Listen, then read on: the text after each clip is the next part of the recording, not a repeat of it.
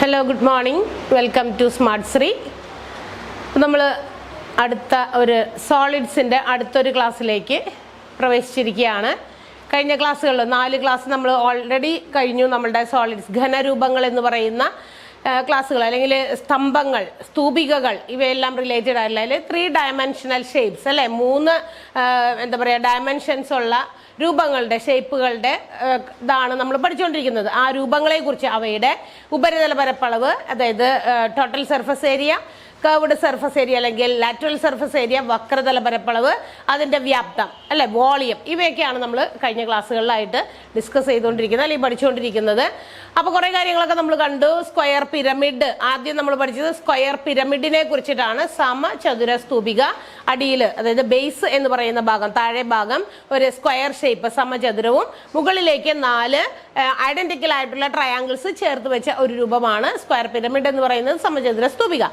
ഇനി അതിന്റെ LSA, lateral surface area അല്ലെങ്കിൽ കർവ്ഡ് സർഫസ് ഏരിയ, വക്രതല പരപ്പളവും, ടോട്ടൽ സർഫസ് ഏരിയ, ഉപരിതല പരപ്പളവ്, അതിന്റെ വോളിയം ഒക്കെ കണ്ടുപിടിക്കാനുള്ള ഇക്വേഷൻസും, അതിനകത്ത് ഏതെങ്കിലും ഇപ്പൊ നമുക്ക് ഡയമെൻഷൻ, അതായത് ഒരു സമചതുര സ്തൂപികയ്ക്ക് അതിന്റെ പാദവക്കിന്റെ നീളം, ബേസ് എഡ്ജ് അറിയണം, അതിന്റെ ഹൈറ്റ്, ഒരു പിരമിഡിന്റെ സ്ക്വയർ പിരമിഡിന്റെ ഹൈറ്റ്, മൊത്തത്തിലുള്ള ഉയരം അറിയണം, സ്ലാൻഡ് ഹൈറ്റ്, ചെരുവിലുള്ള ഉയരം, അത് പരശോന്നതി എന്ന് പറയും. അവയൊക്കെ അറിഞ്ഞാൽ, അല്ലെങ്കിൽ അവയിൽ ഏതെങ്കിലും മിസ്സിംഗ് ആണെങ്കിൽ അവ കണ്ടുപിടിച്ച് നമുക്ക് വേണ്ട കാര്യങ്ങൾ, നമ്മുടെ ഇക്വേഷൻസ് ഏതാണോ നമുക്ക് കണ്ടുപിടിക്കേണ്ടത്, ടോട്ടൽ സർഫസ് ഏരിയ ആണോ, കർവ്ഡ് സർഫസ് ഏരിയ ആണോ, അല്ലെങ്കിൽ വോളിയം ആണോ, അവയ്ക്ക് വേണ്ട കാര്യങ്ങളൊക്കെ ഉണ്ടോ എന്ന് നോക്കി, ഇല്ല എങ്കിൽ അവ നമുക്ക് കണ്ടുപിടിക്കാനും ഒക്കെ പൈതഗോറസ് തിയറത്തിലൂടെ അത് കണ്ടുപിടിച്ച് ഫൈൻഡ് ഔട്ട് ചെയ്തിട്ട് നമ്മൾ പ്രോബ്ലംസ് സോൾവ് ചെയ്തു.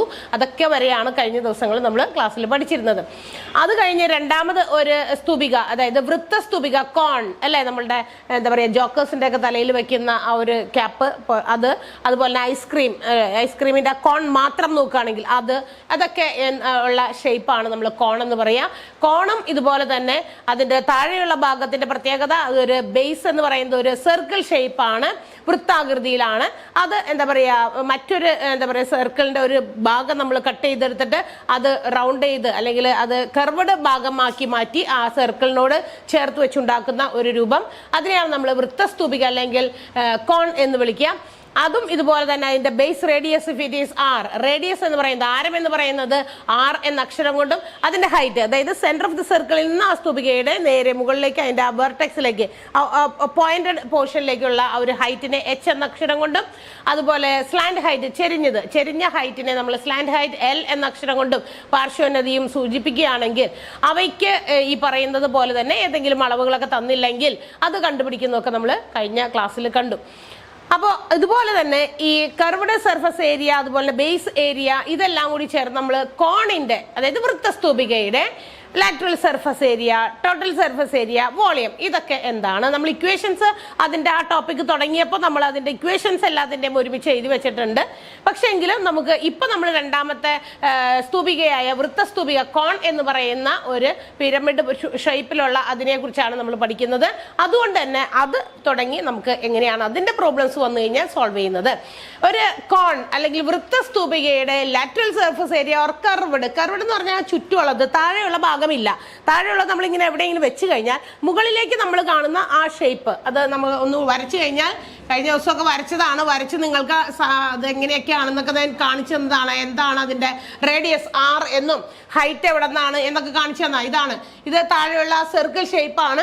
സർക്കിൾ ഷേപ്പിലെ റേഡിയസ്, സർക്കിളിന്റെ അളവ് നമുക്കറിയാം. റേഡിയസ് എന്ന അക്ഷരത്തില് ഇവിടെ അക്ഷരം ആറാണ് കൊടുക്കുക, റേഡിയസിനെ 6 എന്ന അക്ഷരം കൊണ്ടും, അതുപോലെ തന്നെ ഇതിന്റെ ഓപ്പോസിറ്റ് വെർട്ടെക്സ്, ആ കൂർത്ത ഭാഗം, അവിടെ നിന്ന് നേരെ സെന്റർ ഓഫ് ദി സർക്കിൾ, ആ ബേസിന്റെ സെന്ററിലേക്ക് വരയ്ക്കുന്ന ആ ഒരു ഡിസ്റ്റൻസ്, അതിനെ എച്ച് എന്ന അക്ഷരം കൊണ്ടും, ആൻഡ് ഈ ഒരു ഭാഗം അത് സ്ലാൻഡ് ഹൈറ്റ് എൽ എന്ന അക്ഷരം കൊണ്ടും സൂചിപ്പിക്കുകയാണെങ്കിൽ the LSA, lateral surface area of cone, എന്തിന്റെയാണ്, കോൺ, വൃത്തസ്തൂപികയുടെ വൃത്തസ്തൂപിക പടമൊക്കെ വരച്ച് നമ്മൾ കഴിഞ്ഞ ദിവസങ്ങളിൽ ബാക്കി കാര്യങ്ങളൊക്കെ എഴുതി വെച്ചിരുന്നു. വൃത്തസ്തൂപികയുടെ വക്രതല അല്ലെങ്കിൽ പാർശ്വതല എന്നും വിളിക്കും. പാർശ്വം മീൻസ് ചുറ്റിനും, ആ പാർശ്വം, വശം എന്നാണ് അർത്ഥം. ആ വളഞ്ഞിരിക്കുന്ന ഭാഗത്തുള്ള ഏരിയ കാണാനുള്ള ഇക്വേഷൻ ഇതാണ്, πRL എന്ന് പറയുന്നത്. ആർ എന്ന് പറഞ്ഞാൽ അറിയാം നമുക്ക്, R is the radius. R എന്ന് പറയുന്നത് വൃത്തത്തിന്റെ ആരം, എൽ എന്ന് പറയുന്നത് പാർശ്വോന്നതിയാണ്, സ്ലാന്റ് ഹൈറ്റ് ആണ്. ഇവ രണ്ടും അറിഞ്ഞാൽ we will get the lateral surface area of cone. കോണിന്റെ വൃത്തസ്തൂപികയുടെ വക്രതല പരപ്പളവ് എന്ന് പറയുന്നത് പൈ ആർ എൽ ആണ്. പൈ എന്താണ്? പൈയുടെ വാല്യൂ ഒക്കെ നമ്മൾ കണ്ടുപിടിക്കുന്നത്, അല്ലെ, അതെന്താണ്? ഒരു കോൺസ്റ്റന്റ് വാല്യൂ ആണ്. അപ്രോക്സിമേറ്റ് വാല്യൂ ഓഫ് പൈ നമുക്കറിയാം, അത് നമ്മൾ നേരത്തെയൊക്കെ പറഞ്ഞു വെച്ചിട്ടുണ്ട്. പൈ എന്ന് പറയുന്നത് it is equal to 3.14 or 22/7. ഇവ രണ്ടും പൈയുടെ വാല്യൂവിന് ഈക്വൽ ആണ്. 22/7 ഒരു ഫ്രാക്ഷൻ രൂപത്തിൽ തന്നിരിക്കുന്നു, ദശാംശ രൂപത്തിലേക്ക് മാറ്റുമ്പോൾ അത് 3.14 ഏകദേശ വിലയാണ്, അതിന്റെ കറക്റ്റ് ആയിട്ടുള്ള വിലയല്ല. അതിനി നമുക്ക് പൈയുടെ വാല്യൂ ഇത് ഇവിടെ കോൺസ്റ്റന്റ് ആയിട്ട് നമുക്ക് ഈ ഒരു 3.14 നിർത്താൻ പറ്റില്ല. 22/7 നമ്മൾ ഡിവൈഡ് ചെയ്ത് കഴിയുമ്പോൾ അതിങ്ങനെ നീണ്ട് കണ്ടിന്യൂ ചെയ്തു പോകും. അതുകൊണ്ട് ഒരു അപ്രോക്സിമേറ്റ് വാല്യൂ ആയിട്ട് നമ്മൾ അതിനെ കൺവേർട്ട് ചെയ്തിരിക്കുന്നതാണ്. 22/7 കൺവേർട്ട് ചെയ്ത് ഡെസിമൽ ഫോം ദശാംശ രൂപത്തിലെ 3.14 എന്ന് നമുക്ക് കൊടുക്കുന്നു. Pi R L, pi into radius into slant height, അതാണ് നമ്മളുടെ LSA of cone, lateral surface area അല്ലെങ്കിൽ curved surface area of cone, വക്രതല പരപ്പളവ് അല്ലെങ്കിൽ പാർശ്വതല പരപ്പളവ് കാണാനുള്ള ഇക്വേഷൻ ആണ്. പൈയുടെ വാല്യൂ നമ്മൾ സബ്സ്റ്റിറ്റ്യൂട്ട് ചെയ്ത് നമുക്ക് ആൻസർ വേണമെങ്കിൽ അങ്ങനെ എഴുതാം. നമുക്ക് തന്നിരിക്കുന്ന ക്വസ്റ്റ്യന്റെ ഓപ്ഷൻ നോക്കേണ്ടി വരും. അപ്പോൾ പൈയുടെ വാല്യൂ മൾട്ടിപ്ലൈ ചെയ്തിട്ടുണ്ടെങ്കിൽ അത് നമുക്ക് കിട്ടുന്ന ഒരു ആൻസർ ഒരു ഡെസിമൽ വാല്യൂ ആയിരിക്കും നമുക്ക് ആൻസർ ആയിട്ട് കിട്ടുക, ദശാംശ സംഖ്യയായിട്ട് ഉത്തരം കിട്ടും. അതല്ല എങ്കിൽ പൈയുടെ വാല്യൂ അവർ ഗുണിച്ചിട്ടില്ല എങ്കിൽ നമുക്ക് കിട്ടുന്ന ആൻസറിനോടൊപ്പം ഒരു പൈ എന്ന് പറഞ്ഞ് അവിടെ ഇട്ടിട്ടുണ്ടായിരിക്കും. ഇഫ് നമുക്ക് അതിനൊരു ഉദാഹരണം പറഞ്ഞു കഴിഞ്ഞാൽ ഇതിന്റെ റേഡിയസ് നമ്മൾക്ക് ഇപ്പൊ തന്നിരിക്കുന്നത് radius is equal to 6 centimetre എന്ന് വിചാരിക്കാം. എൽ സ്ലാന്റ് ഹൈറ്റ് എന്ന് പറയുന്നത് 13 സെന്റിമീറ്റർ എന്ന് വിചാരിക്കാം.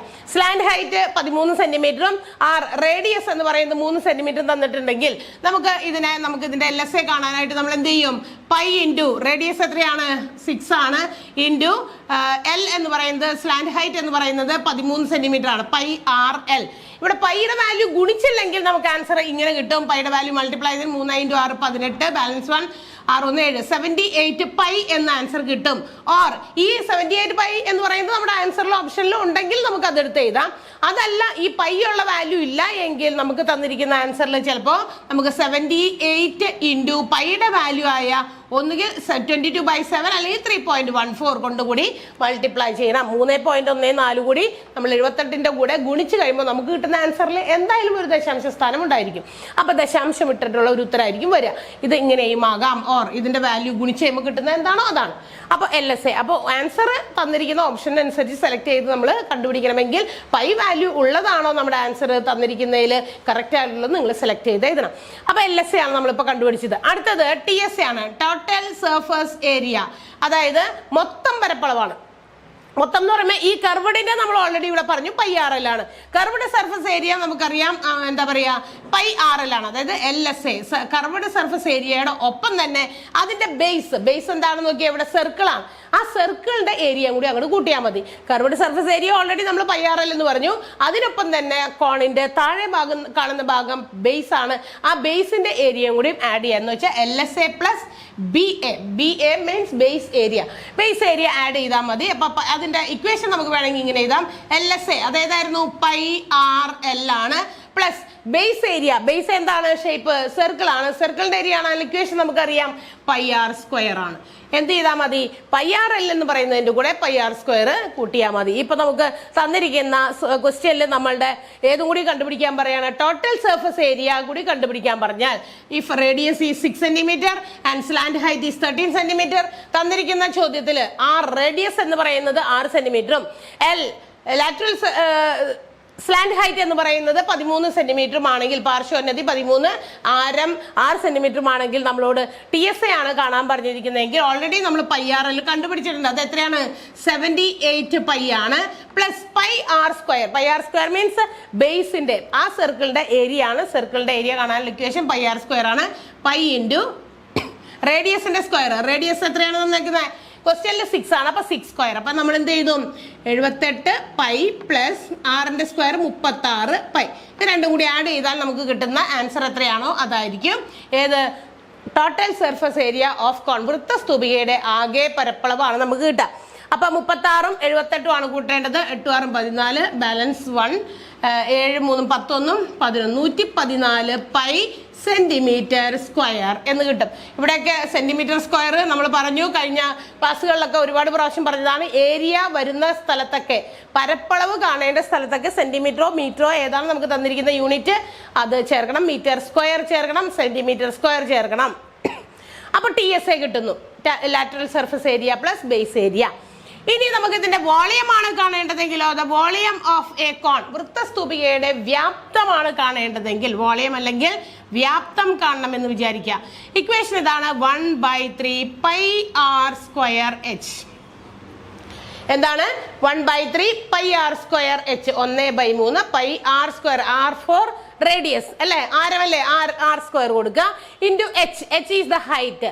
അപ്പൊ നമുക്ക് തന്നിരിക്കുന്ന ക്വസ്റ്റ്യനിൽ എച്ച് ഉണ്ടോ എന്ന് നോക്കുക. എച്ച് ഇല്ല എങ്കിൽ നമ്മൾ കണ്ടുപിടിക്കണം. കഴിഞ്ഞ ദിവസം നമ്മൾ എച്ച്, ആർ, എൽ ഇവയിൽ ഏതെങ്കിലുമൊക്കെ മിസ്സിംഗ് ആണെങ്കിൽ ഇക്വേഷന്റെ ബേസിസിൽ നമുക്ക് അത് കണ്ടുപിടിക്കണമെങ്കിൽ എങ്ങനെയാണ് കണ്ടുപിടിക്കാന്നൊക്കെ എഴുതി വെച്ചിട്ടുണ്ടല്ലോ. എന്താണ് എൽ കാണാനുള്ള ഇക്വേഷൻ? ഇവിടെ നമുക്ക് എൽ ഇവിടെ തന്നിട്ടുണ്ട്. എച്ച് ആണ് നമുക്ക് ഇപ്പൊ ഈ ക്വസ്റ്റ്യനിൽ ആവശ്യമെങ്കിൽ എച്ച് കാണാനുള്ള ഇക്വേഷൻ എന്താണ്? എച്ച് എന്ന് പറയുമ്പോൾ നമുക്കറിയാം സ്ലാന്റ് ഹൈറ്റ് ബിഗസ്റ്റ് സൈഡ് ആണ്. അത് 90 ഡിഗ്രിയുടെ ഓപ്പോസിറ്റ് ഉള്ളതാണ്. അതിനെ നമ്മൾ കർണം എന്ന് വിളിക്കാം അല്ലെ. കർണത്തിന് പകരം നമ്മൾ ആ അക്ഷരമാണ് എൽ എന്ന അക്ഷരം കൊണ്ട് സൂചിപ്പിച്ചിരിക്കുന്നത്. ഇവിടെ ഹൈപ്പോട്ടന്യൂസ് ആയിട്ടല്ല എടുക്കേണ്ടത്. എൽ സ്ലാന്റ് ഹൈറ്റ്, ആ കോണിനെ സംബന്ധിച്ചത് സ്ലാന്റ് ഹൈറ്റ് ആണ്. അപ്പൊ അവിടെ കർണം ഹൈപ്പോട്ടന്യൂസിന് പകരം നമ്മൾ എൽ എന്ന അക്ഷരം, L square root of L square minus ഇത് താഴെയുള്ളത് ആറാണ്, ആർ സ്ക്വയർ. ഈ ഇക്വേഷൻ ചെയ്ത് നമ്മൾ എച്ച് കണ്ടുപിടിച്ചിട്ട് വേണം എന്ത് ചെയ്യാനായിട്ട്?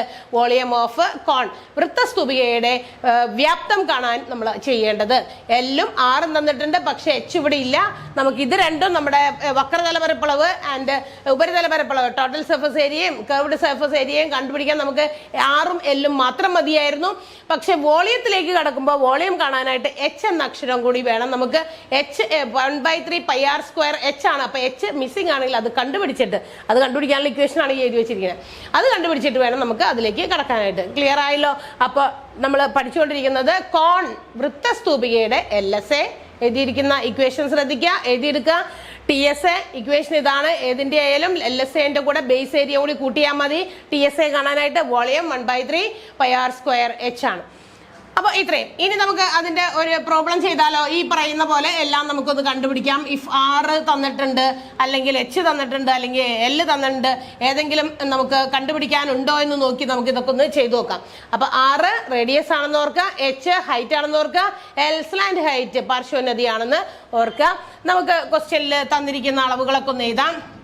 ഇവിടെ തന്നിരിക്കുന്നത് എൽ എന്ന് പറയുന്നത് 26 സെന്റിമീറ്റർ, സ്ലാന്റ് ഹൈറ്റ് തന്നിട്ടുണ്ട് 26 സെന്റിമീറ്റർ, ഹൈറ്റ് തന്നിട്ടുണ്ട്. ഹൈറ്റ് എച്ച് എന്ന് പറയുന്നത് 24 സെന്റിമീറ്റർ തന്നിട്ടുണ്ട്. എച്ച് 24 സെന്റിമീറ്റർ ആണ് തന്നിരിക്കുന്നത് വിചാരിക്കുക. You have to find out, നിങ്ങൾക്ക് കണ്ടുപിടിക്കേണ്ടത് LSA വക്രതല പരപ്പളവ് കാണണം, TSA ടോട്ടൽ സർഫസ് ഏരിയ കാണണം, വോളിയം കണ്ടുപിടിക്കണം. അപ്പൊ വ്യാപ്തം, ഇവയെല്ലാം മൂന്നും കണ്ടുപിടിക്കണമെന്ന് വിചാരിക്കുക. നമ്മൾ എങ്ങനെ കണ്ടുപിടിക്കും? ഇത് കണ്ടുപിടിക്കണമെങ്കിൽ ഇവ കണ്ടുപിടിക്കാനുള്ള ഇക്വേഷൻസ് ആദ്യമേ തന്നെ അറിയണം. LSA എന്ന് പറഞ്ഞാൽ നമുക്കറിയാം പൈ ആർ എൽ ആണ്. ഈ LSA കാണാനുള്ള ഇക്വേഷൻ വക്രതല പരപ്പളവാണ്, പൈ ആർ എൽ. ഓരോ പ്രാവശ്യം ബോർഡിൽ എഴുതുന്നുണ്ട്, അത് തെറ്റിക്കരുത്. ഏതാണ് LSA ടോട്ടൽ സർഫസ് ഏരിയ, അല്ലെങ്കിൽ LSA ഏതാണ് വോളിയം, ഓരോന്നിനും സെപ്പറേറ്റ് ഇക്വേഷൻസ് ആണ്. LSA എന്ന് പറഞ്ഞാൽ വക്രതലം. അപ്പൊ ഈ വളഞ്ഞ ഭാഗത്തെ മാത്രമേ ഉള്ളൂ, താഴത്തുള്ളത് ഇല്ല എന്ന് നിങ്ങൾ മനസ്സിലാക്കിയിട്ട് വേണം അതിലേക്ക് കൊടുക്കാൻ. അപ്പൊ പൈ ആർ എൽ ആണ്. പൈ ആർ എൽ എന്ന് പറയുമ്പോൾ നമുക്കിവിടെ എന്താ പറയാ തന്നിരിക്കുന്നത്, ഇവിടെ സൈഡിലൊന്നും അങ്ങോട്ട് എഴുതി വെക്കാം. എൽ നമുക്ക് തന്നിട്ടുണ്ട് 26 സെന്റിമീറ്റർ, എച്ച് നമുക്ക് തന്നിട്ടുണ്ട് 24 സെന്റിമീറ്റർ. ബട്ട് ആർ എന്ന് പറയുന്നത് ഇവിടെ മിസ്സിംഗ് ആണ്. ആർ റേഡിയസ്, കാരണം ആർ ഉണ്ടായാലേ നമുക്ക് LSA കാണാൻ പറ്റുള്ളൂ അല്ലേ. പൈ ആർ എൽ ആണ്. ആ റേഡിയസ് ഉണ്ടെങ്കിൽ മാത്രമേ നമുക്ക് LSA കാണാൻ പറ്റുള്ളൂ. അപ്പൊ നമ്മൾ എന്ത് ചെയ്യണം? റേഡിയസ് കണ്ടുപിടിക്കണം. എന്താണ് റേഡിയസ് കാണാൻ ഇക്വേഷൻ? ആറാണ്. നമുക്ക് താഴെയുള്ളതാണ് കാണേണ്ടത്, ചെറിയ വശമാണ്. എൽ തന്നിട്ടുണ്ട്, എച്ച് തന്നിട്ടുണ്ടെങ്കിൽ ആറ് കാണാൻ root of L square minus H square. നമ്മൾ ഇക്വേഷൻ എഴുതി വെച്ചതാ ക്ലാസ്സിൽ, കഴിഞ്ഞ ക്ലാസ്സിൽ ഇതെല്ലാം എഴുതി വെച്ചിട്ടുണ്ട്. അപ്പൊ അത് വെച്ച് പ്രോബ്ലം ആണ് നമ്മളിപ്പോൾ ചെയ്യുന്നത്. കഴിഞ്ഞ ദിവസം പ്രോബ്ലം ചെയ്തില്ല, നമ്മൾ അതിന്റെ ഇക്വേഷൻസ് എങ്ങനെയാണെന്ന് എഴുതി വെച്ചിരുന്നു. അതിനകത്തുനിന്ന് ആറും എല്ലും എച്ചും ഇവയിൽ ഏതെങ്കിലും മിസ്സിംഗ് ആണെങ്കിൽ മറ്റ് രണ്ട് വശങ്ങൾ തന്നിട്ടുണ്ടെങ്കിൽ നമ്മൾക്കത് കണ്ടുപിടിക്കാനുള്ളതാണ്. അപ്പൊ r കാണണമെങ്കിൽ, റേഡിയസ് കാണണമെങ്കിൽ √L² മൈനസ് h². അപ്പൊ L ഇവിടെ തന്നിരിക്കുന്നത് 26 ആണ്. അപ്പൊ √26² മൈനസ് h തന്നിരിക്കുന്നത് 24 ആണ്. 24². 26ന്റെ സ്ക്വയർ മൈനസ് 24ന്റെ സ്ക്വയർ. 26ന്റെ സ്ക്വയർ എത്രയാണ്?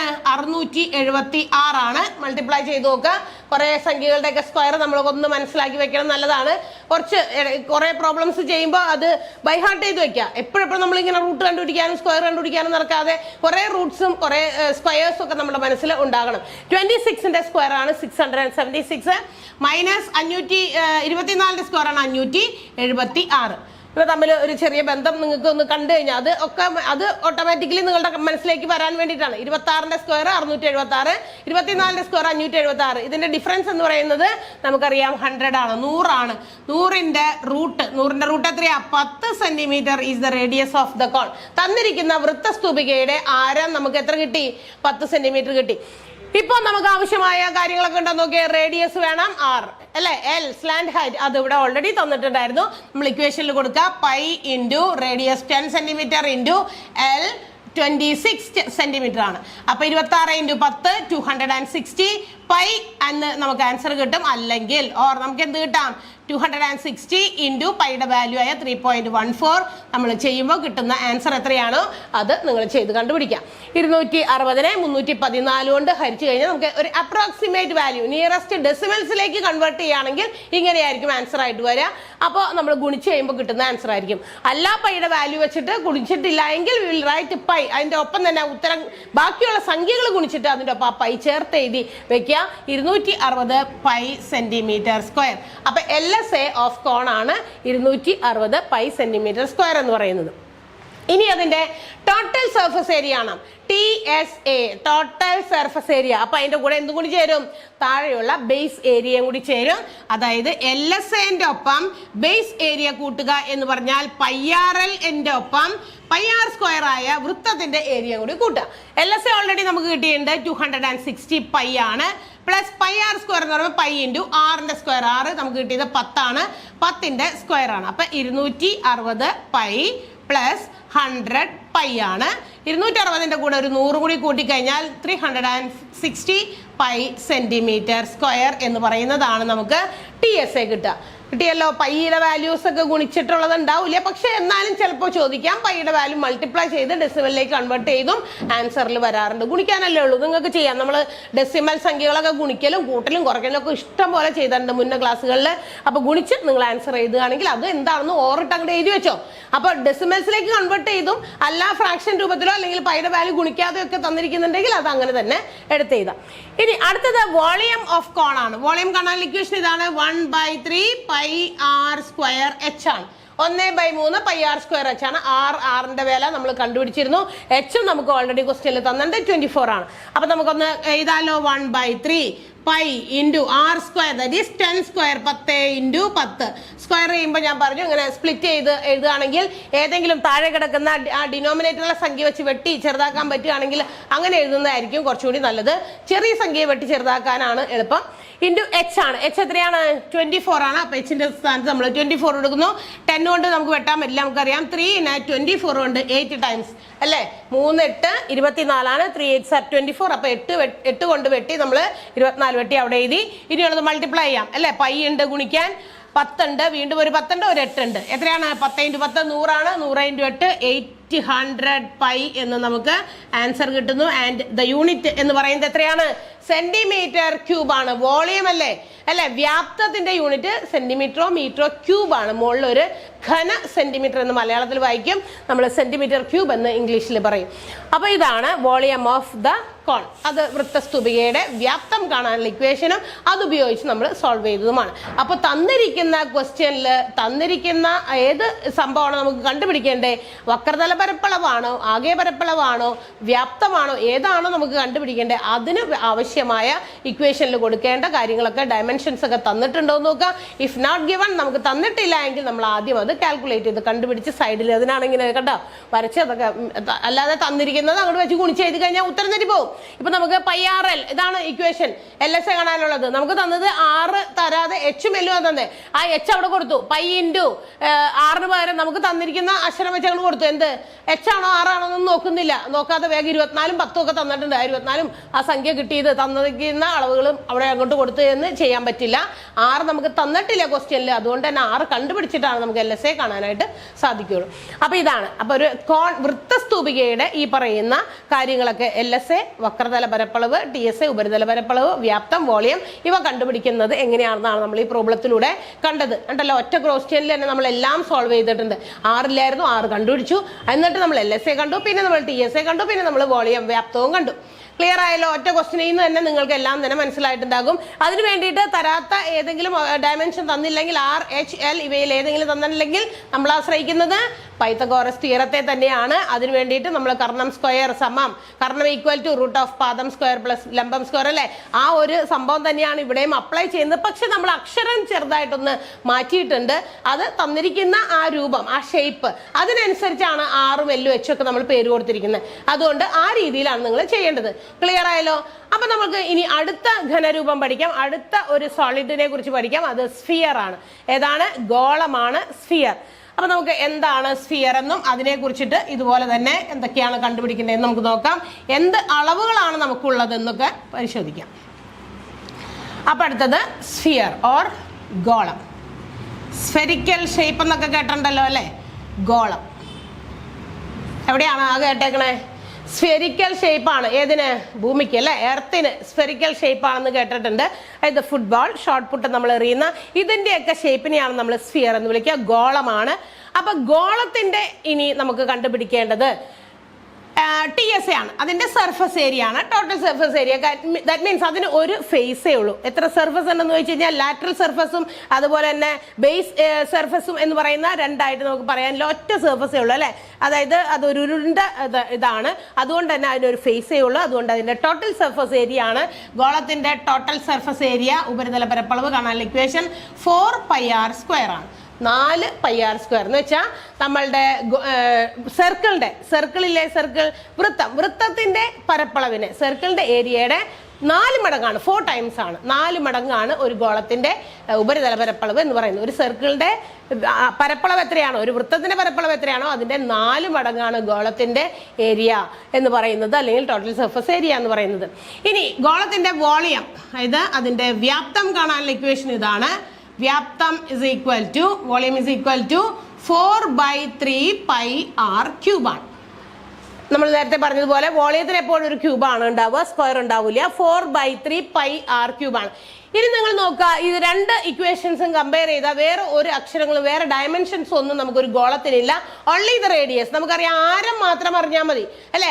ആരം അറിഞ്ഞു കഴിഞ്ഞാൽ ഈ പറഞ്ഞ പോലെ ടോട്ടൽ സർഫസ് ഏരിയ, അതിന്റെ സർഫസ് ഏരിയ, ഉപരിതല പരപ്പളവും അതുപോലെ തന്നെ വ്യാപ്തം, വോളിയവും നമുക്ക് കണ്ടുപിടിക്കാനായിട്ട് സാധിക്കും. അപ്പൊ റേഡിയസ് ആണ് അറിയേണ്ടത്. അപ്പൊ നമുക്ക് എന്താണ് ഗോളം എന്ന് പറയുമ്പോൾ റൗണ്ട് ആണെന്ന് നമുക്ക് പറയാൻ പറ്റില്ല. ഒരു ഭൂമിയുടെ ഒക്കെ ഷേപ്പാണ്. നമ്മൾ സാധാരണ നമ്മുടെ ഇതിൽ വരയ്ക്കുമ്പോൾ നമുക്ക് 3 ഡയമെൻഷണൽ ഫിഗർ ആയിട്ട് വരയ്ക്കാനായിട്ട് നമുക്ക് ബുദ്ധിമുട്ടാണെങ്കിലും അതൊന്ന് ഏകദേശ രൂപം വരയ്ക്കാനായിട്ട് നമ്മളിപ്പോൾ പന്തൊക്കെ വരയ്ക്കുന്നത് പോലെ നമുക്ക് ഇങ്ങനെ ഒന്നൊക്കെ വരച്ച് കാണിക്കാം. ഇതാണ് ഇവിടെയും നമ്മൾ മുകളിൽ ഇതുപോലെ തന്നെ വരച്ച് കഴിയുമ്പോൾ ഏകദേശം ഒന്ന് മനസ്സിലാക്കാൻ വേണ്ടിയിട്ടാണ്.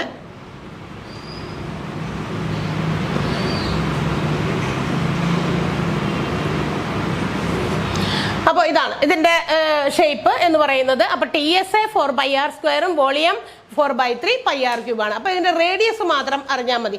അപ്പൊ ഒരു ഗോളത്തിന്റെ റേഡിയസ് കിട്ടിക്കഴിഞ്ഞാൽ, if the radius of A sphere, ഒരു ഗോളത്തിന്റെ റേഡിയസ് നമുക്ക് തന്നിരിക്കുന്നത് R is equal to 12 cm എന്ന് തന്നിരിക്കുന്നു എന്ന് വിചാരിക്കാം. നമുക്ക് അതിന്റെ ടോട്ടൽ സർഫസ് ഏരിയ കാണാൻ ഇക്വേഷൻ എന്താണ്? TSA അല്ലെങ്കിൽ സർഫസ് ഏരിയ എന്ന് പറഞ്ഞാലും മതി. 4πr² ആണ്. അപ്പൊ 4 × π × r². r² എത്രയാ? 12² ആണ്. നമുക്കറിയാം 4 × π പൈ ഇൻറ്റു 12ന്റെ സ്ക്വയർ 144 ആണ്, 144 ആണ്. 144നെ 4 കൊണ്ട് ഗുണിച്ചാൽ കിട്ടുന്നത് എന്താണെന്ന് വെച്ചാൽ അതാണ് 144 ഇൻറ്റു 4 16, ബാലൻസ് 1, വീണ്ടും 16 ഒന്നും 17, ബാലൻസ് 1, 4 1 5, 576 പൈ സെന്റിമീറ്റർ സ്ക്വയർ ആണ് TSA of A sphere, total surface area of sphere, ഗോളത്തിന്റെ ഉപരിതല പരപ്പളവ്. ഇത് തന്നെ നമ്മൾ വ്യാപ്തം കണ്ടുപിടിച്ചാലോ? ഈ ഇക്വേഷൻ ഉപയോഗിച്ച് നമുക്ക് എന്ത് ചെയ്യാം? നമുക്ക് വോളിയം കണ്ടുപിടിക്കാം. 4/3 പൈ ആർ ക്യൂബ് ആണ്. ആ റേഡിയസിനെ ക്യൂബ് ചെയ്യുക എന്നുള്ളതാണ്. അപ്പൊ നമുക്ക് ഇത്രയേ ഉള്ളൂ. വോളിയം കാണാനായിട്ട് 4/3 പൈ ആർ ക്യൂബ് ആണ്. 4/3 അങ്ങനെ തന്നെ എഴുതാം, പൈയും അങ്ങനെ തന്നെ എഴുതാം. ആർ ക്യൂബ് റേഡിയസിന്റെ ക്യൂബ് ആണ്. റേഡിയസിന്റെ ക്യൂബ് എന്ന് പറയുമ്പോൾ റേഡിയസിനെ നമ്മൾ എന്ത് ചെയ്യണം? 3 ടൈംസ് എഴുതണം, അല്ലാണ്ട് റേഡിയസിനെ 3 കൊണ്ട് ഗുണിക്കലല്ല. 3 ക്യൂബ് എന്താ പറയുക, ക്യൂബ് എന്ന് പറയുമ്പോൾ സ്ക്വയർ എന്ന് പറയുമ്പോൾ ചില ആളുകൾക്ക് തെറ്റിപ്പോകും. 2 കൊണ്ട് ഗുണിക്കും സ്ക്വയർ എന്ന് പറയുമ്പോൾ ഈ 2 പ്രാവശ്യം ഗുണിക്കലും തമ്മിൽ മാറിപ്പോകാറുണ്ട്. അതുപോലെ ക്യൂബ് എന്ന് പറയുമ്പോൾ 3 കൊണ്ട് ഗുണിക്കലല്ല, 3 ടൈംസ് ആ സംഖ്യ ഗുണിക്കലാണ്. അപ്പൊ 12 × 12 × 12 ആണ് ക്യൂബിന് പകരം നമ്മൾ ഇവിടെ എഴുതേണ്ടത്. ഒരു 12 നമുക്ക് വെട്ടാം. ഈ 12നെ 3 കൊണ്ട് വെട്ടി 4 മുകളിൽ എഴുതാം. ഇനിയുള്ളത് ഗുണിച്ച് എഴുതിയാൽ മതി. 12 × 12 144 ആണ്. വീണ്ടും എന്ത് ചെയ്യുക? അതിനെ 16 കൊണ്ട് ഗുണിക്കുക. 4 × 4 16 ആണ്. അതെല്ലാം മൾട്ടിപ്ലൈ ചെയ്താൽ അപ്പൊ 144 × 16 ഗുണിച്ചിട്ട് answer ചെയ്താം. 24, balance 2, 24 2 26, balance 2 6 2 8, 1 × 4 4 4 1 4 10 0, balance 1 12 1 13, balance 1 2 2304 pi centimetre cube ആണ് നമുക്ക് കിട്ടുന്നത് ഈ ഗോളത്തിന്റെ വ്യാപ്തം. അപ്പൊ ഗോളത്തിന്റെ വ്യാപ്തം കാണാൻ 4/3 പൈ ആർ ക്യൂബ് ആണ്. ആർ ക്യൂബ് ചെയ്യുമ്പോൾ ഇങ്ങനെ സ്പ്ലിറ്റ് ചെയ്ത് തന്നെ എഴുതാനായിട്ട് ശ്രമിക്കാം. കാരണം നേരത്തെ പറഞ്ഞു, ഞാൻ നേരത്തെ 1/3 പൈ ആർ സ്ക്വയർ എച്ച് പറഞ്ഞു. എന്താ പറഞ്ഞത്? ആ എച്ചിനകത്ത് നമുക്ക് അത് അടിയിലുള്ള 3 വെച്ച് നമുക്ക് എങ്ങനെ എന്തെങ്കിലും സംഖ്യകളെ വെട്ടി ചെറുതാക്കുമെങ്കിൽ നമുക്കത് പറ്റും. അതിന് വേണ്ടിയിട്ടാണ് ഇവിടെയും ആർ ക്യൂബ് എന്ന് പറയുമ്പോൾ ആർ സ്ക്വയർ എഴുതിയ പോലെ 2 പ്രാവശ്യം എഴുതാം, 3 പ്രാവശ്യം എഴുതാം. സ്ക്വയർ ആണെങ്കിൽ 2 ടൈംസ് നമ്മൾ സ്പ്ലിറ്റ് എഴുതാം, അല്ലെങ്കിൽ ക്യൂബ് ആണെങ്കിൽ 3 ടൈംസ് സ്പ്ലിറ്റ് ചെയ്ത് എഴുതാം. അപ്പൊ 4/3 പൈ ആർ ക്യൂബ് ആണ് സ്ഫിയറിന്റെ വോളിയം കാണാനുള്ള ഇക്വേഷൻ, വ്യാപ്തം കാണാനുള്ള ഇക്വേഷൻ. അപ്പോൾ ഇന്ന് നമ്മൾ 2 ഘനരൂപങ്ങളെ കുറിച്ചാണ് പഠിച്ചത്. ഒന്ന് കോൺ, അതായത് വൃത്തസ്തൂപികയുടെ TSA LSA വോളിയം. അതുപോലെ തന്നെ അതിനകത്ത് നിന്ന് ഏതെങ്കിലും തരത്തിലുള്ള കാര്യങ്ങൾ കണ്ടുപിടിക്കാനുണ്ടെങ്കിൽ അത് കണ്ടുപിടിച്ചിട്ടാണ് ഈ പറയുന്ന കാര്യങ്ങളൊക്കെ സോൾവ് ചെയ്തത്. അടുത്തത് സ്ഫിയർ ആണ്. സ്ഫിയറിന്റെ സിമ്പിൾ ആണ്, റേഡിയസ് മാത്രം അറിഞ്ഞാൽ മതി. റേഡിയസ് മാത്രമേ നമുക്ക് അതിനകത്ത് അറിയേണ്ട ഒരു ഡയമെൻഷൻ ഉള്ളൂ. ഉണ്ടെങ്കിൽ നമുക്ക് അതിന്റെ വോളിയവും അതുപോലെ തന്നെ ഏരിയയും കണ്ടുപിടിക്കാനുള്ള ഇക്വേഷൻ വെച്ച് നമ്മൾ പ്രോബ്ലം ചെയ്തു. അപ്പൊ ഇന്ന് ചെയ്തതും ഇന്നലെ കഴിഞ്ഞ ദിവസങ്ങളിൽ ചെയ്തതും, ഇത് 5ാമത്തെ സോളിഡിന്റെ 5ാമത്തെ ക്ലാസ് ആണ്. ഒരുപാട് ഇക്വേഷൻസ് നമ്മൾ ഓരോ ക്ലാസ്സിൽ നമ്മൾ പറഞ്ഞിട്ടുണ്ട്.